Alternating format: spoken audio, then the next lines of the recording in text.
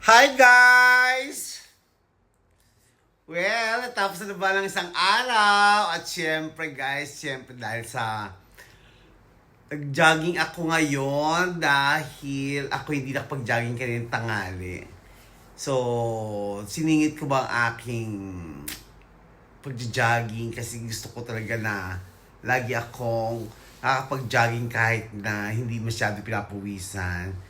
So anyway guys, nandito na naman ako at nagbablog sa inyo at nagbibigay ng update na kahit na anong mangyari, mag-a-update ako gaya ng sinabi ko sa inyo hanggang sa ma-reach natin ang mga plan ko na gagawin. So, eto guys, syempre nandito ako, nag-relax muna dahil syempre nakapag-jogging ka at naligo ako, syempre kaya fresh. Ayan, nakita nyo naman.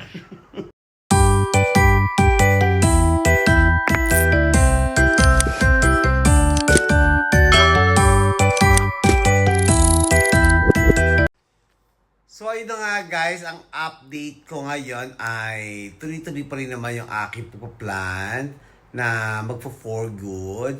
So, hinihintay ko lang sasabihin sa akin ng amo ko kung ano ba ang sasabihin niya sa akin. Kaya syempre, hindi pa rin naman ako satisfied ba sa mga plan ko o desidido. Hindi pa ako desidido kasi nga syempre, hindi pa natin alam kung ano sasabihin ng amo natin. So, syempre, nirespeto natin kung ano ang dapat gawin, kung anong ipapayo niya sa atin. Dahil syempre, sa nakikita nga naman natin na kahit sino naman na nagpa-plan ng live sa Pilipinas dahil sa tagal ko nga dito guys sa being OFW, di ba? Siyempre hindi ko pa alam, nanganga pa ako, may konting nervous ba. So, ewan lang guys kung ano mangyayari. So, kaya ako nagbablog kasi nga syempre naiinip ako at gaya ng sinabi ko nga sa inyo, gusto ko kasi panoorin ang mga mangyayari sa akin, kung ano talaga ang mangyayari na mga plan ko. So, ang ginagawa ko pag video to ay para ma-relax ba ang aking mindset, makapag-isip ng maayos. Siyempre, hindi natin alam kung ano talaga ang naghihintay sa atin sa Pilipinas. Pero sana makapag-decide na yung amo ko na sana payagan niya na ako kasi maganda naman ang sitwasyon. Maganda naman ang balak ko. Hindi naman ako magpo-forward doon para tumanga.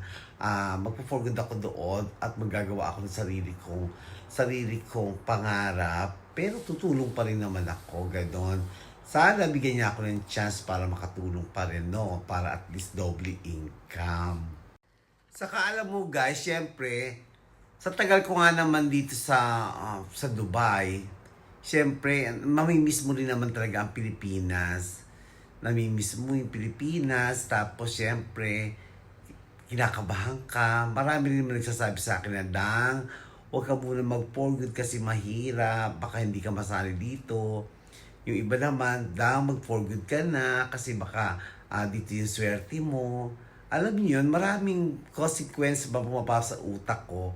Pero siyempre, wala namang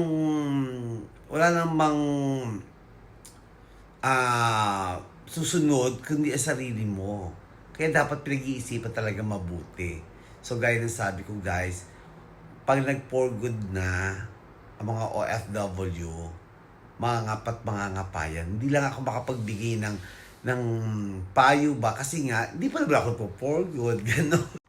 Pero gaya ng sabi ko guys, once na nag-for good ako, ibablog ko naman yung mga plan ko. Pero sa ngayon kasi, hindi muna ako magsasabi ko anong mga plan ko kasi nga, ayokong malaman o ayokong ma-disappoint yung mga nag-aabang sa akin. Ayokong maging ganon. Baka sabihin, ayaw ka na naman, G, pa-plan ka na naman.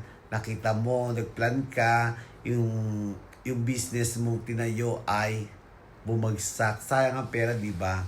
Kaya nga sabi ko sa sarili ko, once na ako ang bawak ng business ko, sisiguraduhin ko mahigpit at hindi makakawala.